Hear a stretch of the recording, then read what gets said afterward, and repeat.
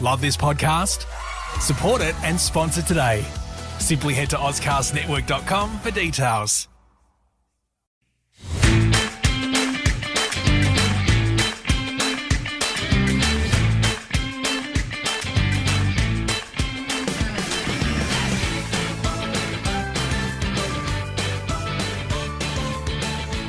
Well, the West Coast Eagles are 6-3 with a bunch of stars to return. Drew Jones ahead of a trip to GWS this week, where we have a pretty good record. And on top of all of that good news, we've got a special guest joining us on the nest again today after a little break between big names of Eagles of years gone by. Looking forward to it, mate. How are you?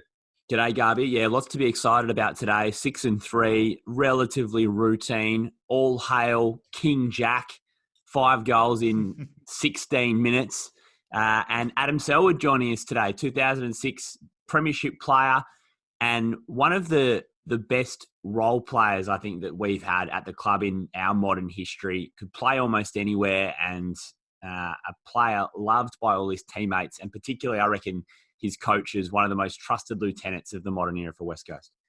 And I think he might have been the player at the centre of the Chris Judd shoulders comment when he first went to Carlton and faced West Coast for the first time. So I'm keen to ask him about that, exactly what was said from him and then what the response from Juddy was. So a number of good stories to go over with Adam Selwood. Really looking forward to bringing him to you on the nest. We've got your votes to come as well. Thank you so much for your submissions. They grow every single week. So it's great that so many people are getting involved. And the evenness of contributors, Drewy, from the win over Adelaide, I think is represented in the nest votes. We had 15 players who got votes out of the 22. Only 7 players missed out on a vote. Can you believe it? So that goes to show how much appreciation the Eagles fans had for the team on the weekend and the way in which they shared things around. But there was one star above all, and that was Jack Darling, who just ripped open a game of football in the space of 5 minutes like he's done so many times before. And I mean, he is in all of those rolling All-Australian teams now. If he wasn't in a week ago, he most certainly is now. He is on track for one of his best seasons ever, and that would mean a second Blazer if things continue. Yeah, so that's the best individual quarter I think we could say has been played at Optus Stadium. 5 goals in essentially, what was it, about 15 or 16 minutes. It was almost the second half of the quarter. So Adelaide really had controlled the early part of that second term, and Darling took a really big mark, I reckon, maybe on the wing or the half-back line, and got it almost that sort of got his eye in a little bit. Ends up a couple of times having those ironclad hands, taking contested marks in the forward 50. And then, started to take the piss almost a little bit with the nutmeg, which obviously was a complete error. And you know what? I'm starting to... Okay, let's be honest, right? Let's call a spade a spade. Jack Darling's not the smartest bloke in the Eagles side. He's just not. He would probably admit that, right? He doesn't really like speaking in front of the cameras, and it's just not his go. I'm sure he's smart in other ways, but, he's got the odd brain fade in him. We can't deny that. We'll defend Jack in so many ways for so long, but he's got brain fades in him. We saw it at the end of the 2018 grand final with the drop mark. We've seen it at a few other incidents on the field. And it was funny watching him take that kick and getting lucky with the nutmeg through the Adelaide defenders' legs, and it goes through for a goal. And he turns to his teammates and he goes, "What am I thinking? What am I doing?" And every now and again, it creeps into his game. And you know what? I think it used to frustrate Eagles fans a little bit. Now it's endearing because the dominance of Jack has overtaken everything else. And those little moments now you just laugh at because he has so much in the plus column.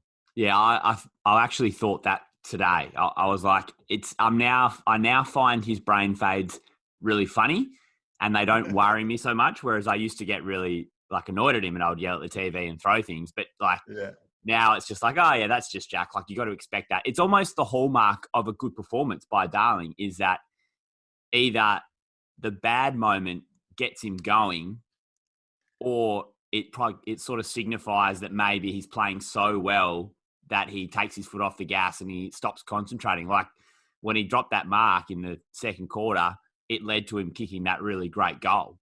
But, there was just the perfect Jack Darling quarter, which has some big marks, some great kicking, and a couple of really weird moments. I enjoyed a bit of byplay with some Victorian fans on Twitter as well. because one of them, I tweeted about Jack Darling's performance, and one of them happened to respond with, oh yeah, typical downhill skier, only does it against bottom 4 teams. One of those fans happened to be a Collingwood supporter.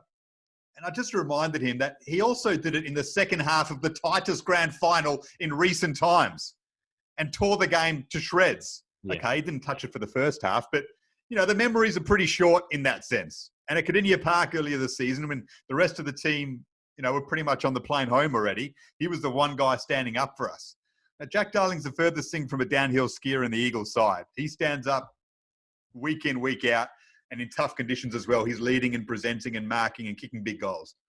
Yeah, that's a dumb, uninformed comment about Darling. But, I mean, most players pad their stats against lower teams. Yeah. That doesn't mean they're a downhill skier. Darling shows up week in, week out. So I'm not going to cop that. But it's great that he was Gerard Whateley's Monday hero on AFL 360. Like, it's nice to see him getting the plaudits. Like, he's definitely getting talked about. And it's only taken 9 weeks of the season. He's essentially played well every week, but he is having a great season. He's one of the most consistent forwards in the competition. I think he's quite unselfish. Like, he would kick bigger bags of goals if he wasn't so willing to farm the ball out to teammates, and probably do a lot of sacrificial running and taking marks up the ground. So he's been a sensational player for us for a long time, but he's putting together, a really great body of work.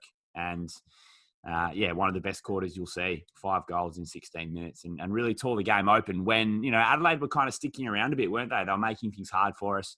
He was a real difference maker. I'll make a big call, Drew, right here on the nest. Okay. Injury permitting, Jack Darling wins the Coleman medal. Well, let's look at the leaderboard right now. Harry Mackay on 33. I reckon he fades at some stage. Yep. Young player, hasn't done it for a full season yet. Already got a bit of a sore shoulder. He might fade as the season goes on. Defenders might put a little bit more work into him and so on. Then you got Taylor Walker and Josh Bruce. Taylor Walker and Josh Bruce are not winning the Coleman medal this season. And then you've got Jack on 26 level with Matt Taberner.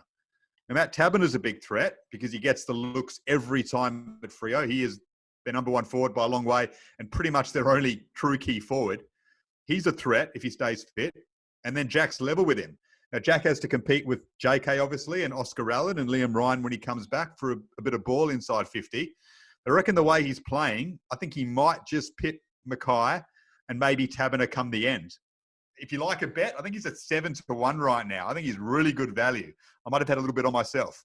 Behind him, Toby Green, who's out for a month now. Ben King, I can't see winning it. Then you got Jack Riewoldt, Aaron Norton, maybe, but it would take a lot from him. And then it starts to fade away. I think Jack Darling's a serious show for the Coleman.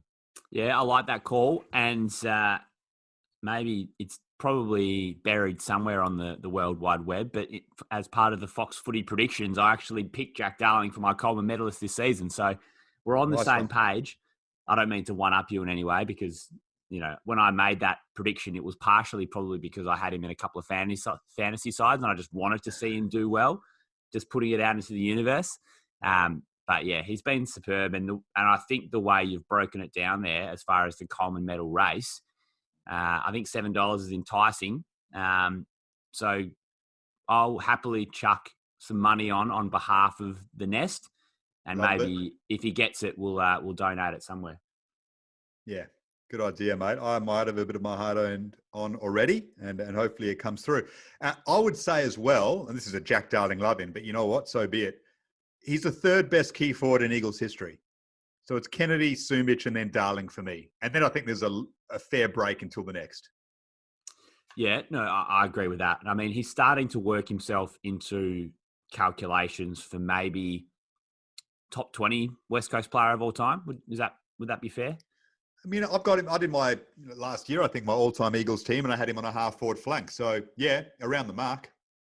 Yeah, he's coming into his own now. He's kicked more goals than any West Coast player at the MCG, behind Sumich, I would guess.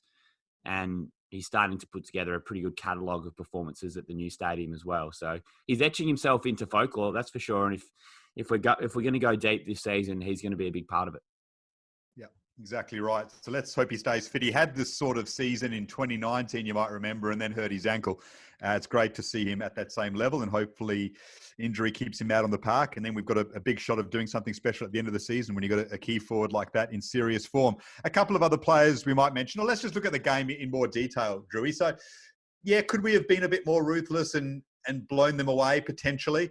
Adelaide actually played really well early on, I thought. Actually, you look at the scoreline and you're anticipating the cheap comments from people, or the Eagles have stuffed this one up, how they're not further ahead. The Crows were actually right at it early on. And they did what a lot of teams do when they play the Eagles at Optus, and that is this true counter-attacking brand. Like, it's ultra energetic. They drop numbers back deep and they try and hit you the other way, and they did on a couple of occasions. And they missed a few shots as well. So it could have been a little bit closer perhaps at halftime.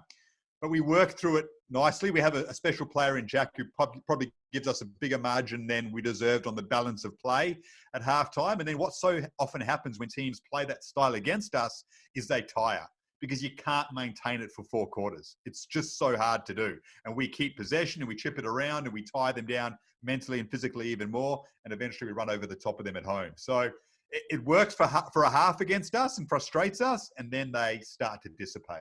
Yeah, I think you've summed that up really well. Adelaide played a really good style of football to nullify us early in the piece, and we didn't take our chances early. We had a few shots, but weren't able to convert, and that was partially due to the way that Adelaide played. Didn't look, quite as, I guess, as fluent as we did at times against Hawthorn once we got our game going. Like, we were struggling to move the ball really well. Like Simo talked about it on radio today about how well Adelaide set up behind the ball, didn't give us field position, like all things, I guess, in modern football that you're looking for, but particularly with West Coast, using that mark and kick game to penetrate through the front half and then locking it in. So, well done to Adelaide for being in the game. And really, essentially, apart from that stretch where Darling took control of the game, it was fairly even throughout the entire day. But we did enough in that time to build a 5-goal lead, and then at no stage did we let the Crows get off the chain. And that's probably understandable given the way that they were playing and also the personnel they've got available to them at the moment. So we did the job. Again, it probably wasn't the percentage boost that we would have liked, but perhaps we just need to accept, Garby, that at this point, with the injuries we have, that maybe we're just not capable of doing that. We haven't got the depth through the midfield to keep maybe control and dominance of the game the whole time. So, that may change later in the season. We might get the opportunity to pump the tyres up a little bit in that respect when we've got Yo and Shuey back and Ryan fit and firing. But right now, our best players who have been now carrying the load for most of the season probably might start to be feeling a little bit tired because they haven't had the backup. We haven't had the depth of our best players available all year. So, you take the win, you move on. And it was a fairly even spread, as you found out by tallying the votes. Exactly. And, you got to give credit to the opposition sometimes as well. Shane McAdam and Riley Thilthorpe played really well up forward. They gave them a target. They took big grabs, kicked some goals. That takes the margin down a bit. So we can't be too arrogant about it. Take a 30-point win every day of the week. And Flying Ryan back this week and Shannon Hurn back this week, assuming they get through training. So Hurn will break the record away from home. We'll touch on that in a moment, especially with Adam Selwood, who knows him so well. So that's going to be really exciting. And then who on earth drops out? Because 15 of the 22 got votes this week, Drewy. There aren't too many there you can drop on form. Yeah. You won 3 in a row as well. They're going to be some really tough selections for Simo to make and some unlucky players in the team. Just want to touch on Nick Nananui's performance. So he takes 4 contested marks in this game, Drewy. Mm-hmm. Is that any surprise that it happened against Riley O'Brien? Not at all. He wanted to give it to him again, didn't he? Yeah, I think that will be the case every time that the big bird comes up against Nick Nat. Like Riley, unfortunately, has set himself up for failure against Nick Nat. Now, did you read his comments on ABC Radio after the game? I did, yes. And he said, I don't give a stuff what people think. That's my game. I could go and get cheap marks if I want to and tell Andrew Gaff to keep hitting me up, but that's not going to benefit the team as much as the other stuff I do. So, well said. Yeah, I really enjoyed that. I like the fact that he's aware of what people say and that he doesn't give a stuff, essentially, and knows that he doesn't need to do that. He actually doesn't. It's a pretty good point. Do we need Nick Nat around the ground to be taking uncontested marks and racking up stats? Not at all. No. Yeah, and we made the point last week, this is not his style of game, so don't expect him to change right now. Let's get into the votes straight away, Drewy, I think, to analyse some of the other performances, because there are a couple of players who jumped up and got recognition this week who perhaps haven't up until now in the season. So give us your 5 to 1. I'll give my 5 to 1 after. Then we'll go through the top 5 for this week and give the updated leaderboard. Okay, so 5 goals, 5 votes for Jack Darling. Even though he didn't turn it on for the entire game, he was the most important player in terms of breaking the game open and getting us the win. So Darling gets the 5 votes from me. Interesting as well today, I just wanted to throw this in on Darling, which I forgot before. Listening to Simo talk today, he said that in the second quarter, whilst Darling was in that moment on that run, the Eagles were reacting on the fly to how well he was playing. So the other forwards changed the way they played in the second quarter to essentially allow Darling to continually get isolated and get looks at goal, to the point where he didn't have his scheduled break on the bench in the second quarter. So West Coast were very alive to how he was playing, and it is a team and forward tactic that if someone's hot and someone's on, make sure you're doing the sacrificial work to get them isolated and get them the ball. So I thought that was really interesting today. But Darling, sensational with 5 goals. Tim Kelly, I thought, again, was dynamic for us through the midfield. He's having a really good season now. When you're judging the totality of the year, Kelly's been our best midfielder. So 4 votes from me for him. Thought it was by far and away Jamie Cripps' best game of the season. Yep. He's been better the last couple of weeks, but he was awesome on Sunday. Did a lot of hard things. I like it when he keeps it simple with ball in hand, and brings other teammates into the game when he's got the ball. But the stuff without the ball was impressive. With it in a couple of marks back with the flight in defence, really enjoyed that. I want to see more to his game than just the kicking, as much as I do love it. And I thought he showed that. And then you mentioned Nick before. The contested marks around the ground and the tap work was awesome. So he gets 1 vote, but he could have had more. So there's my 5 to 1. Nice. So Darling 5 for me, pretty self-explanatory. Don't need to add any more to that. 4 to Cripps, awesome game. 25 possessions, kicked a goal, 3 tackles. He's a tackling machine, right up there on the AFL's list for the most tackles in the competition, and right up there, of course, for forward half tackles, which is where he adds so much to the team. And he just gives us a lot of energy up the flanks. He dropped deep early on to give us something when we needed it. When Adelaide were making it tough for us, although he added a lot in that sense. So he had a really good game. And I think his last month's been really good. And I don't think he gets enough credit from Eagles fans. And I think he's very underrated in the competition as a whole. Really liking what he's doing at the moment. Tim Kelly 3, brilliant performance. Nick Natanui 2 for his ruck work and his extra marking, and just the fact that it was Riley O'Brien. Yeah, he probably gets an extra vote then. I had him in the mix with a few, and I gave it to Nick because of the extra elements to that game. And then I gave 1 to Jack Redden. So it was between Redden and Witherden and Rotham, who I liked, and a number of others. McGovern had a good game. Brander, Waterman all featured. But I gave it to Redden because it's like, the Rising Star, Drewy, how they give it to a player when they've had a body of work done. Yeah. That's what it was like with Redden for me. I just think he's been at it for a while now. 26 possessions, 7 tackles, the midfield short on numbers, and he's contributing week in, week out. In the last 3 weeks, he stood up and given us something extra when perhaps he's a player we didn't think he would this season. I think we mentioned pre-season, Jack Redden could be on the chopping block. Yeah. He might be in and out of the team. He's really stepped up, and I'm liking the way he's going about it. So he got a vote for me. Okay. So the 5 to 1 for this week. Sorry, mate. Do you want to say something? No, add something to that? No, I was going to say, where does that leave us in the overall leaderboard? So from this week, Jack Darling, 122 votes. I think that's a record. I'm not sure, just because of the amount of people that are voting now, which is fantastic. Thank you so much for that. Tim Kelly, 99. Jamie Cripps, 53. Nick Natanui, 37. And Alex Witherden, 20. Jack Redden, unlucky not to get a vote. Brander and Rotham, unlucky not to get votes as well. A number of other players featured. McGovern, Barras, Jake Waterman, Gaff, Josh Kennedy, Oscar Allen, Dom Sheed, all got votes. So 5 to Darling, 4 to Kelly, 3 to Cripps, 2 to Nick Natanui, and 1 to Witherden is the way the Nest votes were compiled for this game, the win over Adelaide.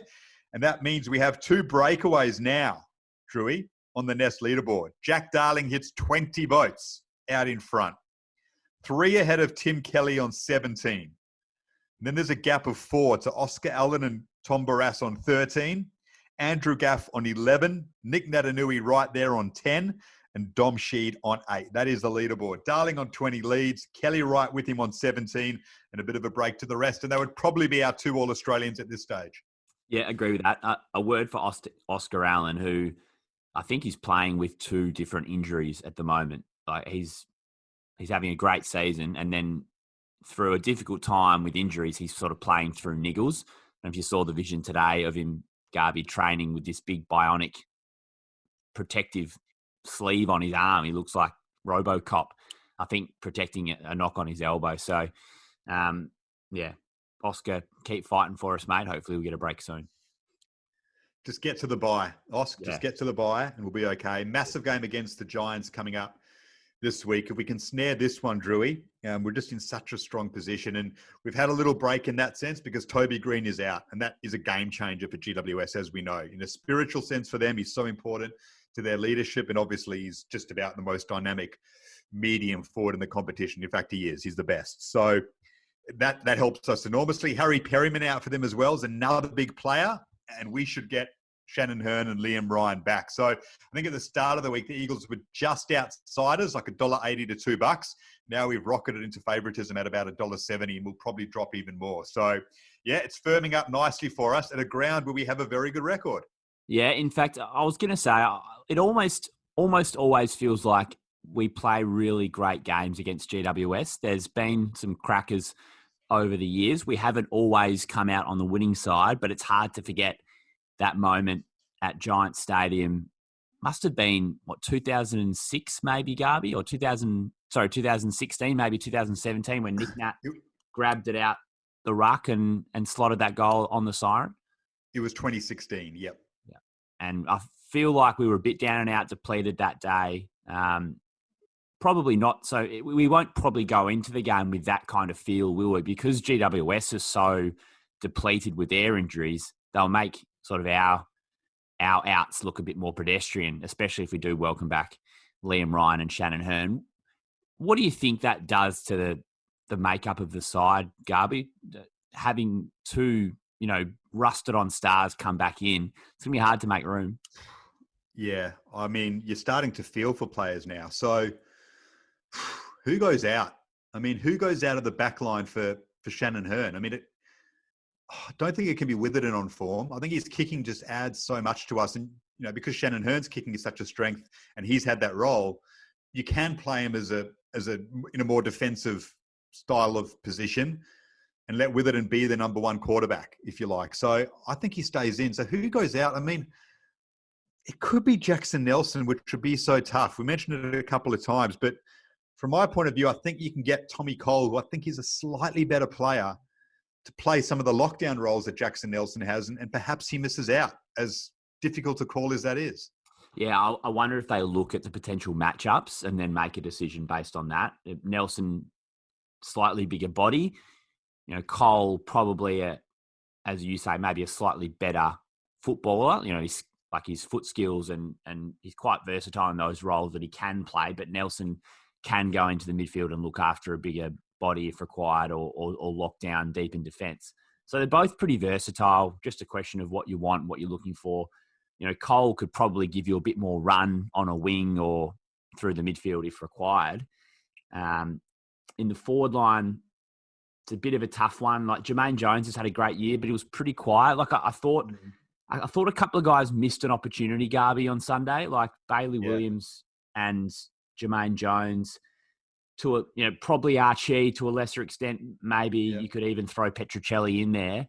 They had an opportunity against a below par side to really make a statement, give themselves a lockdown, a spot in the team. And I didn't think they did that. And that leaves them vulnerable a little bit this week. So one of those 3 drops out. So one of Jones, Petruccelli, Archie drops out for Ryan. Who is it for you?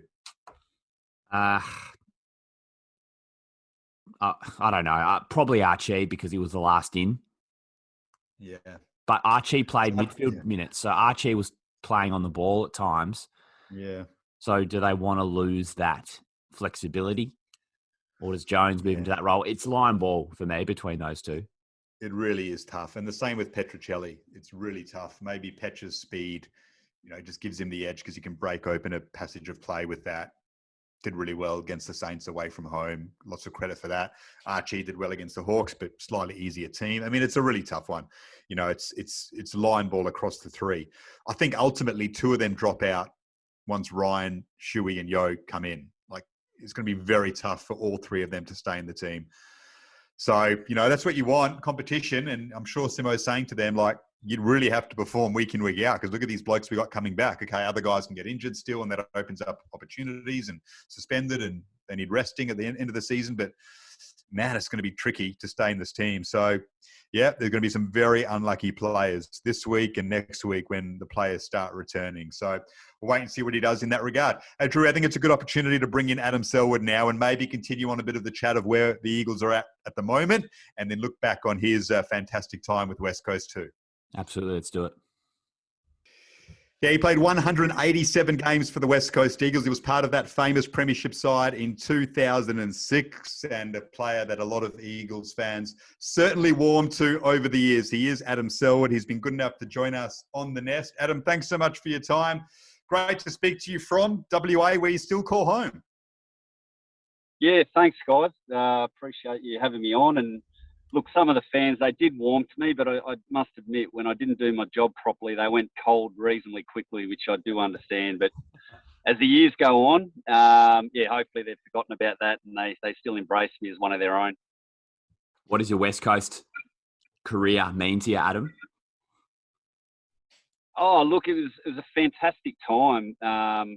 Obviously, being a Victorian, being drafted, making West and sort of forging my own name, which was great. Obviously, being a twin brother, you're always compared and measured growing up. So to get out of the state, come to a city that I didn't know a soul, fantastic club like West Coast that obviously had all the resources around me, and I could just get to work. I sort of had a year when I got drafted that I had a lot of injuries, so it meant that I sort of slipped in the draft and got taken in the back end of, I think, the 4th or 5th round. So to come over, do my best, be well looked after, and 11 years later retire, I was really happy and proud to be a West Coast Eagle.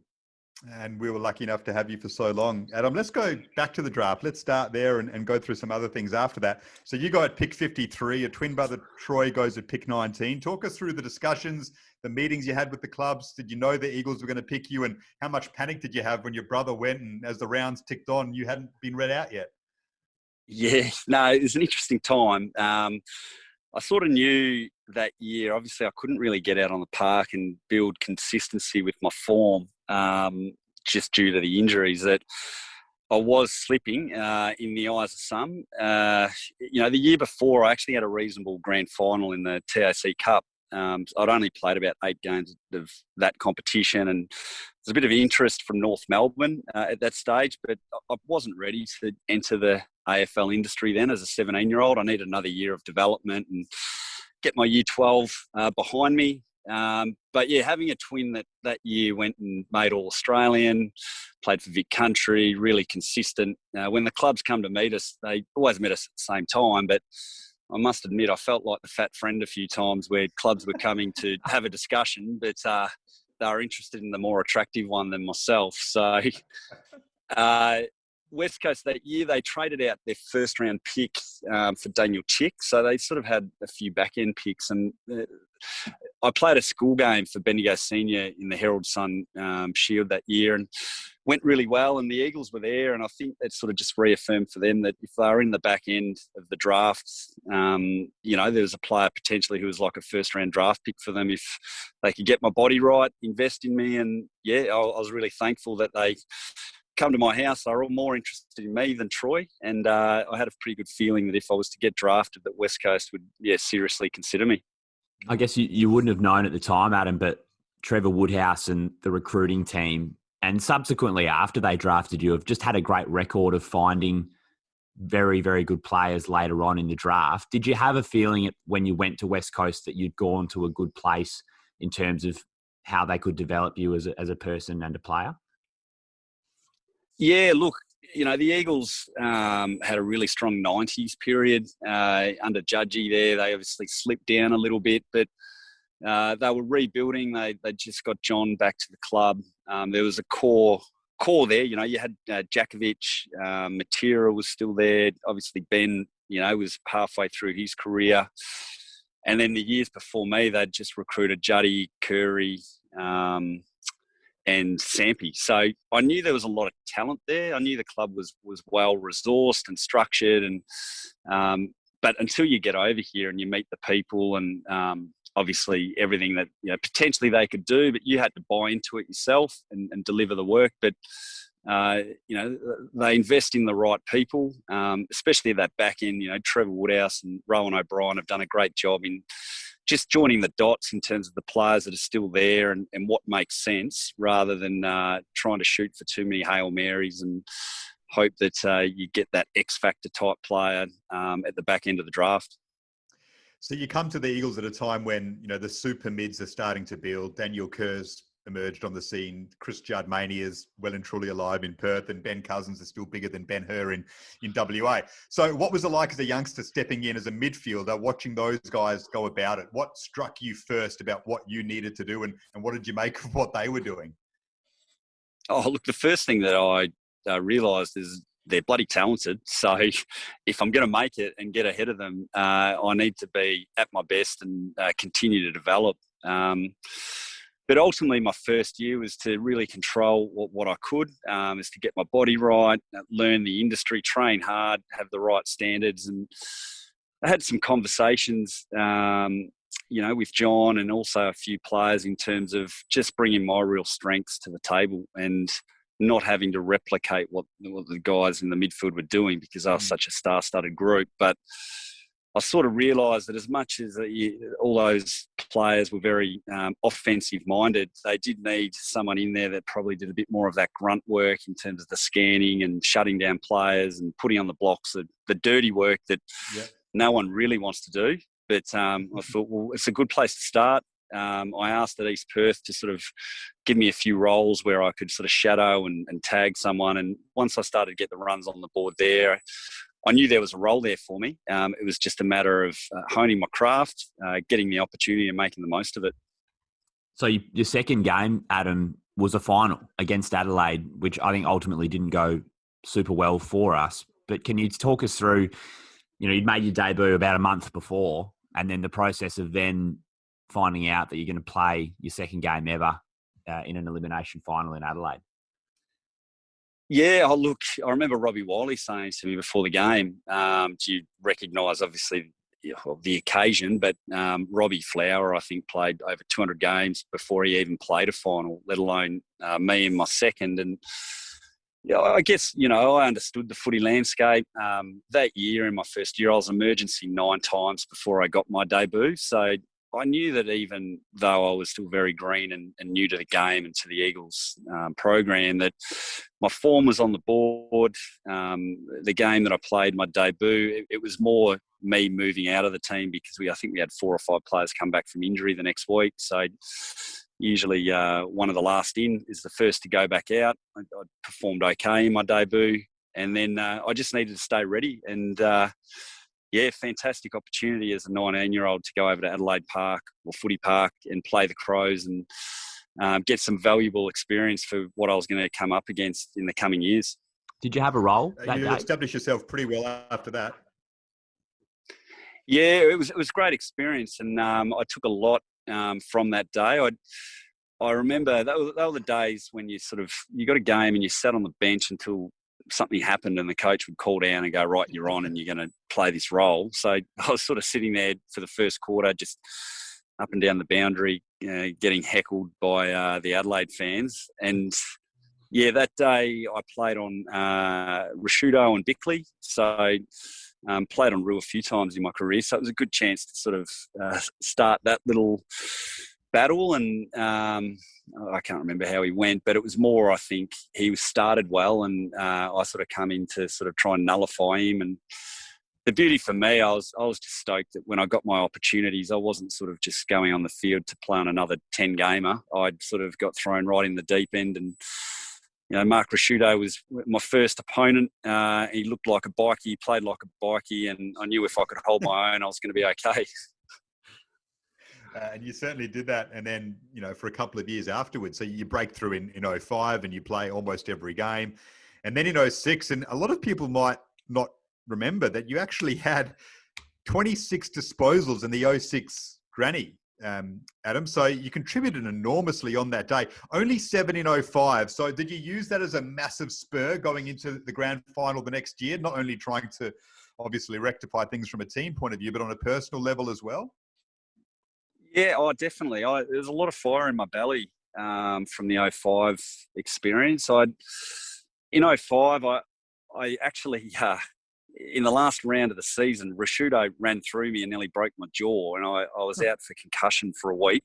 And then I came back in against in the prelim, Adelaide again, and I performed quite well that day. And I remember being 21, first 25 games of footy, just thinking, it's all a piece of cake. We'll go out, we'll play well, and we should win the game. But that 05 experience, I remember getting to the game. I was quite exhausted with the process of the week, and I got completely overwhelmed. And I started on Adam Goods. I got moved off Adam Goods in the second quarter, and I ended up on the bench when we lost by 4 points. And really good learning experience. Took a lot away from it, reflected, trained hard, worked my backside off to know that if I ever got another opportunity that I'd do everything I can to make sure that I was ready for the experience. And yeah, as sort of fate would have it, and a bit of hard work. Obviously, I had a key role. I moved from the midfield to the back line halfway through that year because Mark Nikoski went down with an ankle injury, and just played on those high half forwards. It suited my game. I could read the game quite well. I'd shut down a dangerous half forward and was able to contribute, which was nice. Was there anything that you did particularly differently in the build up to 06 than to 05 to make sure sort of history didn't repeat in that sense? I just handled the distractions a bit better. So, you had your Brownlow event that you had to go to, the parade, the tickets, the training. Like, it was sort of like you just knew what you were going to experience, and it shouldn't change too much. But to sort of know that you'd been through it before, you knew what needed to be tweaked. There was always that fire in the belly to go, look, we can't just keep rolling up to grand finals and losing by a kick. We need to make the most of it. And I think for me, I got a few early touches that sort of helped me settle into the game. I was really clear on my role, and I was confident with the backline that we had at the time that we were really working well together. And it just, helped us all sort of perform the way we needed to. Adam, you seem like you come from the most wholesome country Victorian family around, and that you're all just perfect citizens day in, day out, the Selwoods, stemming down from your parents, of course. We know about the party nature of the Eagles in general, and after the 06 granny. What were you like when all of that was going on? Where did Adam Selwood sit in the scheme of things? Oh, yeah. Not at the front, unfortunately. Well, fortunately for my career. But look, it was interesting. Obviously, I learnt a lot about team culture, and, they're all good men, people that obviously I classify as friends, and I learn a lot, in terms of what you do on a field needs to be replicated off the field. Otherwise, the whole thing crashes and burns pretty quick. But for me, I'd worked my backside off to get to AFL. The Eagles took a chance on me, 53 in the draft. I wasn't one that could just rely on talent and a few warnings and slaps over the wrist before, decisions would be made. So I just really valued my spot. I loved my teammates and the people that obviously I was playing with. I was a leader, so I had some conversations with the club at the time to ensure that, they were doing everything they can to help support the culture and drive the standards that needed to be driven. And I always had confidence that, they were doing the right thing. Unfortunately, at the time, if it was in this day and age, a lot of that stuff would have been snapped on a camera, evidence is there, and things would have been nipped in the bud pretty quickly. Yeah. But back then it was still the Nokias or the flip phones, and people that were quite elusive. And I remember sometimes just showing up to the club, and there's media out the front. I didn't know, I'd been asleep the night before, so I'd sort of waking up trying to turn the radio on just to know what was happening before I could get out of the car and not say too much, but just have some type of awareness. A hard situation for you, Adam, because I guess at that stage, you were 22, 23, and as much as you would have liked to have been able to influence the culture, it's probably hard to at that age. Yeah, or you could influence who you needed to and support. We had a really tight group of players that I was very friendly with in, Brent Staker, Matt Rosa, Ash Hansen, Jamie Graham. So you knew that if, you stuck close to them, we all held each other to account in terms of how we needed to play, prepared, like we were going to make the most of our opportunities. But, I did speak up. I wasn't sort of sitting there going, I'm only 50 games into my career and I don't have a voice. I just wanted to make sure that for us, we could capitalise on, the position we were in, but also know that we're helping, like being role models in the community, that ultimately you can win it. You hope to win it every year, but you don't. There's only one winner. So what else are we doing to ensure that the young fans that go to the game, they actually want to be the people that we are? So how did that make you feel when, I guess, the walls did start to come in?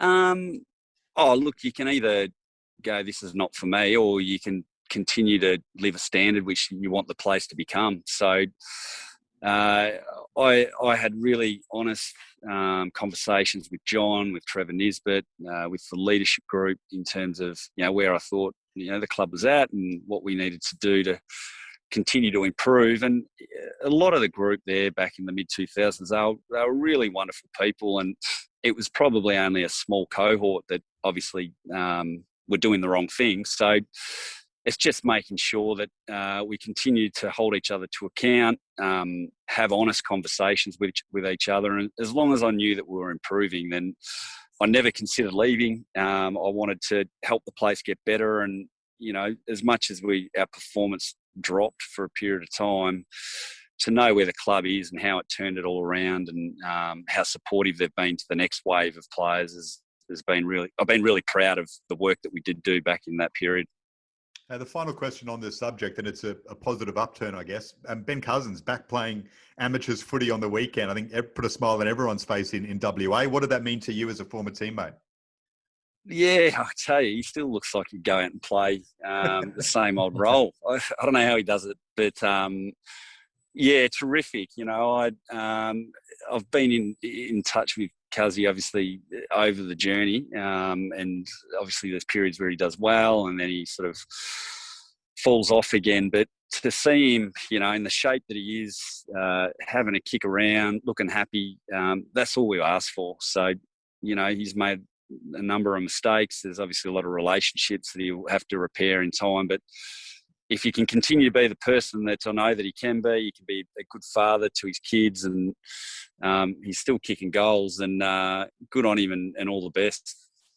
Yeah, exactly right. Hey, one player who did end up leaving shortly after that, not necessarily due to that period completely, for other reasons, is Chris Judd. And there's that famous story when he played the Eagles for the first time, Adam, and he made a comment about carrying the team for a number of years. Now, was it you that he said that to in response to a comment you made to him about his shoulders being strapped? Is that correct? And what exactly was the dialogue byplay on that?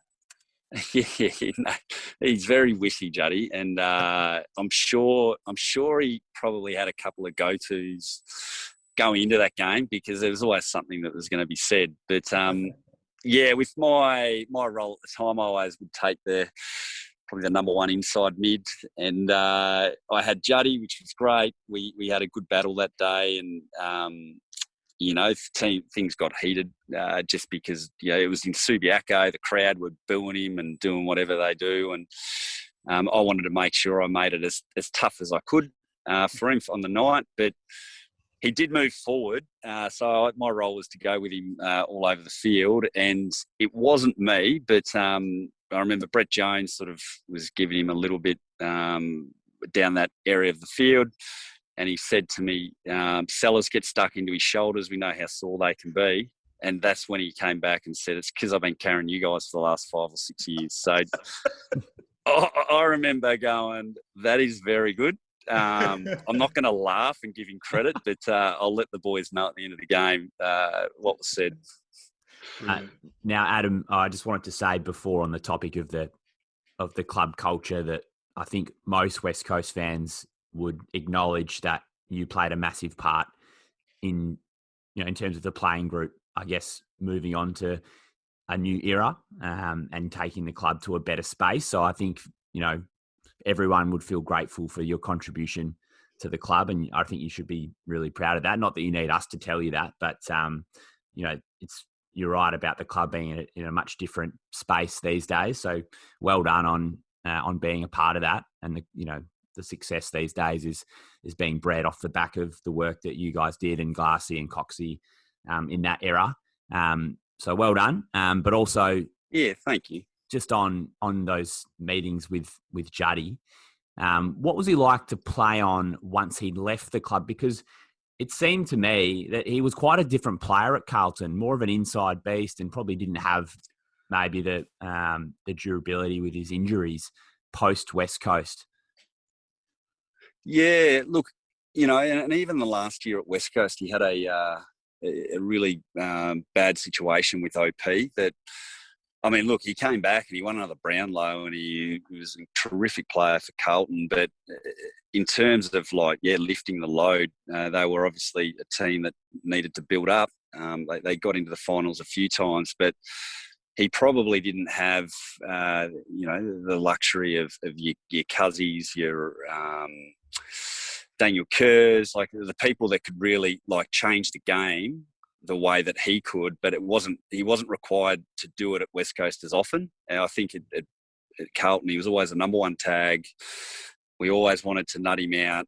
There's obviously other nice players around him, but he wore the brunt a fair bit. Look, he was strong, powerful. You had to beat your best to be able to nullify him. But I must admit, having that background knowledge with what he liked to do, what sort of support he wanted from his teammates, to be able to go in and play on him, and he sort of, played a similar type of way in that regard in terms of what he needed from others, that I was able to sort of hopefully be well prepared and curb his influence as much as I could.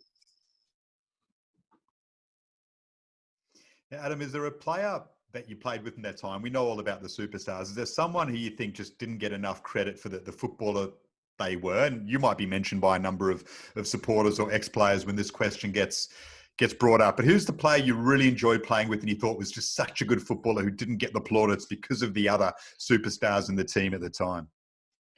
Yeah, look, there's a lot that in any Premiership team or successful team, there's a few that sort of just do their thing, and the stars obviously get that recognition. But look, I always loved playing with Darren Glass, and look, he's a captain All-Australian. He's got a wonderful accolade sheet in terms of what he was able to achieve. But Glassy was just so consistent, predictable, even with his voice, to be able to communicate from behind where he was and what it looked like, where we might be vulnerable. You just played with a lot more confidence knowing that he was in the team. So, I loved playing with him. I felt Matty Rosa for a period of time went under the radar a bit, that sort of just in and out, just missed his spot in the Premiership team. I think he played 23, 24 games, and it was just through midfield depth that he found himself on the outer for a couple of weeks, which meant that was the Premiership. But he was terrific, and I think a lot of people have mentioned it before, but Rowan Jones for us was always an unheralded player that, I have sympathy for those that struggle with their kicking at times. I was one of them, but the amount of goodwill and good work and effort he always just consistently put in, that if it wasn't for him on grand final day, then the score could have been a lot different as well. What was it like having Scott come to the club, Adam? Oh, great. Scott, when I got drafted, he was 12. He was still in primary school. So, he went through his teenage years. Joel got drafted, sort of took the competition by storm. And there was a lot of pressure on Scoot to, get drafted and then get in and have a career. So I think for him, he got drafted as a 17-year-old to come over to Perth and complete his Year 12 studies in his first year. But I guess I was a bit of a big brother early, but then I also wanted to make sure that I was just a teammate, that we could have fun together. We could catch up on a few years that were lost. And yeah, look, I was stoked. I got to play over 100 games with Scotty. Won a club best and fairest. He ended up kicking me out of the midfield, which it is what it is. But if I'm ever going to hand over my midfield spot, I'll give it to my brother. And it's something that I'll always hold on to, the fact that I could play AFL with a brother and my youngest, which was always wonderful. So do you ever sit down as a family, and reflect, Adam, on what you've been able to achieve? I mean, you spoke before about how tough it was getting drafted at pick 53. To have four brothers play AFL from the same family, do you ever sit down, the Selwoods, and actually reflect on that in an emotional sense and how ridiculous an achievement it is? Oh, look, I think we all know, it's pretty amazing that Mum and Dad, look, they were blue-collar workers. Dad was a good runner, but he wasn't that great at footy, and it wasn't really in the bloodline. So to be able to, grow up in Bendigo, we were competitive always in our childhood, but to make it to the AFL, and not only, I guess for all of us, like Troy played 75 games, so it's not as if he just got in and it was a season or two. He had to work through the Brisbane era in terms of their success, and then it was a few injuries that slowed him down. But we all got to play for a period of time. I think we're only a few games off the Danaher record, which in a few weeks is, they're the brothers to have played the most ever games in the competition. So it's one that Joel's done a fair bit of heavy lifting there, but without my 187, we're not going to achieve that record either. So you got to make sure that, you're proud of that fact as well. Do you think, is it a shame that Scott ended up leaving West Coast? His body and ultimately sort of held him hostage a little bit towards the back end of his career, but he was building a pretty nice portfolio as a West Coast player. Conceivably could have captained the club at some stage as well. Yeah, look, it was. It's sort of, he was going really well, and this ankle injury that sort of is still persistent today. If he had his time again in terms of some rehab decisions, and, he's so committed to the team and wanted to be out there, but if he had his time again, I think he would remain a lot more patient with it in the early stages to get it right. So after his B&F year, he sort of got this injury, and then he sort of just wanted to continue to be out on the field. And, we were building as a team to sort of become the Premiership team of 2018. But he did a bit more damage, and he just couldn't find or capture that form that he once had in the B&F year. And then he sort of got to 25, 26, and there was a strong contract from Geelong that there was interest for him to go back and play there. I'd moved on from my career. I was in the coaching ranks, and he's such a loyal guy. He really struggled with the decision, but ultimately I sort of said, you got to do what's right for you. And probably at that time he needed a bit of a change in terms of some rehab and just some opportunity. And as much as, he didn't go on and have the strongest career at Geelong, he still got back to some type of form, and he's been able to set his life up really well now. And I don't think he has any regrets in terms of the decision he made. Now, feel free to put on your family hat here and not your West Coast hat. But do you think the Eagles made a mistake in not playing him in the 2015 grand final? Oh, it's a tough one. He played in a final and he went okay. He wasn't great, but he went okay. And I remember the decision back at that time.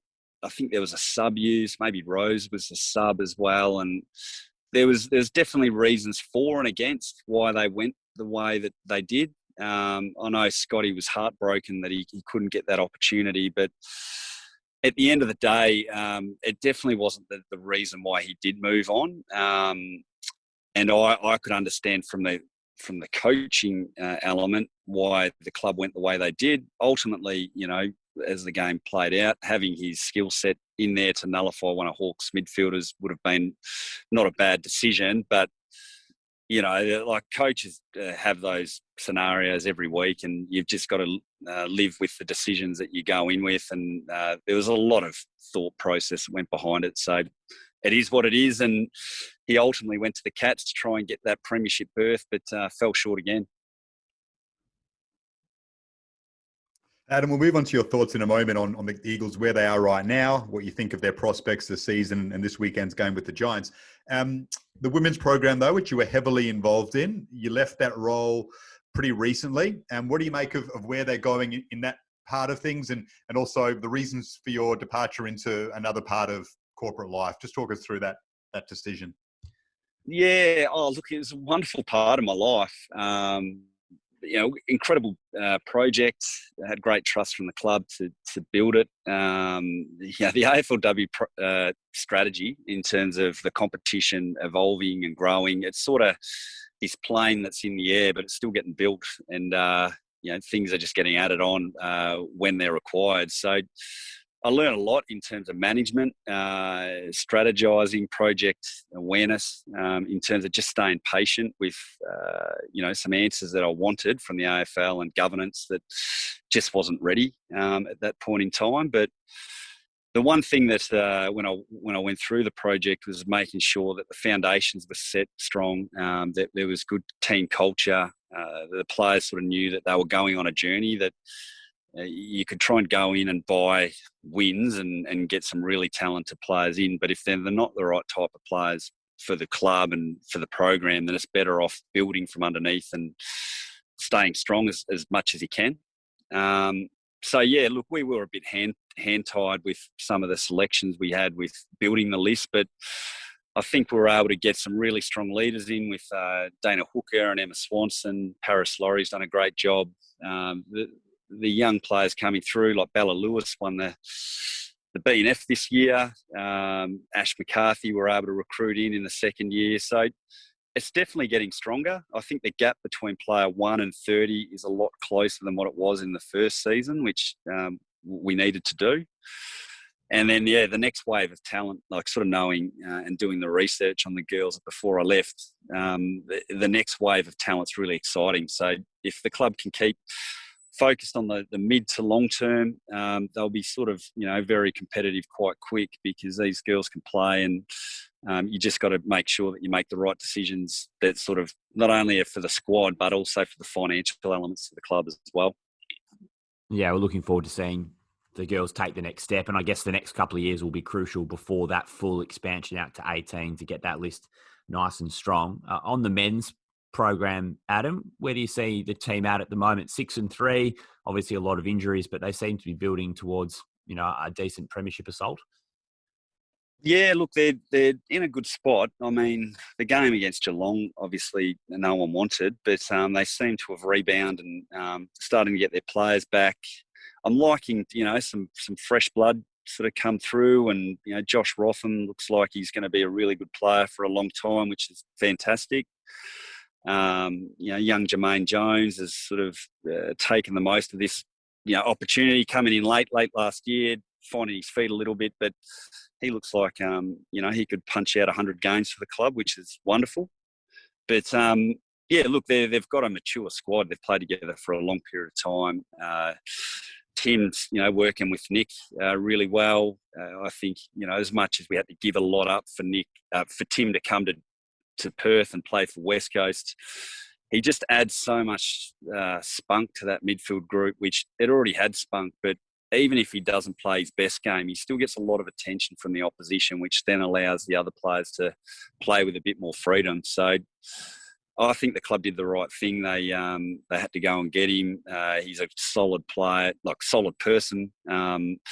He's in it for the right reasons, and hopefully for them, they can go all the way and get that premiership that they sort of need. It's probably this year or next year. Otherwise, a few players might fall off the perch.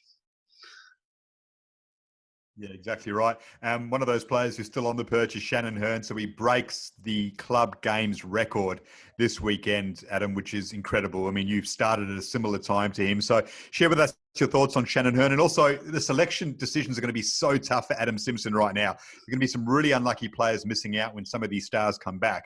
So as players, are you aware of that? Do you sit in the changing rooms and talk about it and go, well, geez, I can miss out this week. I've done nothing wrong for 3 weeks, but I can just see myself being squeezed out because of who's coming back. Are players aware of that as well? Oh, I think they feel it. And when you're a line coach, you just got to continue to have conversations, not to put fear in the players' mind, but just to understand the landscape of what it looks like now, the role that they need to play. And sometimes you find yourself out of the team through, unfortunately, the word team balance, but it can be based off matchups, the opposition, the way that you need to play for that week. So, look, for Simo to have that those selection dramas in his head's a good situation to be in. Having Shannon back just stabilises, what they do even more. And he's been terrific, to pick him up in the first round. I remember he come in, he looked like he was 33 when he walked straight through the door. I remember his first game, he played against the Lions, he booted that long goal, and I was texting him the other week when I thought he was going to break the record, and I said, it just felt like the other day, and here you are, on the verge of being the most capped player ever to play for the club. But one quick funny story about Shannon Hurn is that we're playing Richmond, and I was playing on Nathan Brown in the back line, and it was one of Bunga's first games, and he was plodding around with his big heavy legs, and he had a bit of a moppy hair back then, and Nathan Brown had no idea who he was. He goes, who's this big porky pig? Hey, porky pig. And he kept sort of prodding him all day and pulling his jumper and pulling his skin folds. And I said, Brownie, be careful. This guy's got a deadly boot and he's going to be around for a while. I didn't think it was going to be another 14, 15 years. But, poor Bunga got called porky pig early, which I thought was a bit unfair. Brilliant. Well, he's more than made up for that because he's been a wonderful stalwart of the club. We look forward to the milestone this weekend, as were you, Adam, a wonderful contributor, huge part of a premiership and, forever etched in Eagles folklore as a result. Thanks so much for joining us on The Nest. Been great to go through all those stories with you and, great to hear that you're still in WA and still a massive part of the Eagles family. Thanks so much for your contribution.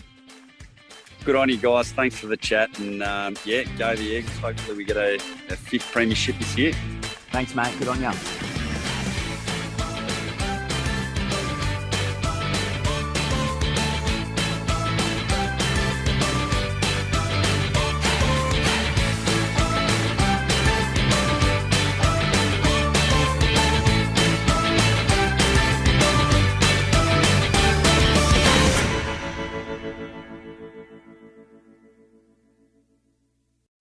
Love this podcast?